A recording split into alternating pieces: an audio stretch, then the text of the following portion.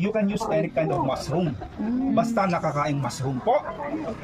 At meron din po tayong tenga ng daga, kabuting marang. Hindi po yung dagang ano ha. Pangsutang hon yun. Opo. At meron pa po tayong, okay, asan yung ating buko? Ano po ha, yung buko. Huwag pong mawawala ang buko sa kalabuko. Okay, plus kalabasa. Ayun po ang kalabasa. Ayan. Taas po natin ang kalabasa. Mabuhay ang mahilig sa kalabasa. Sino po mahilig sa grade ng kalabasa? Palinaw na. So, tanda mo yun nakakalabasa. Di ba? Okay. So, yan. Pagka ang iyong grade ay may kalabasa, ibig sabihin, zero ka. Pagalitan ka ni binibihin ng eskweta. Okay. At ang ating pong paggigisahan ay ang ating pong langis po ng Langis lang yun. coconut. Yan. Huwag na tayong gagamit ng mga imported ha.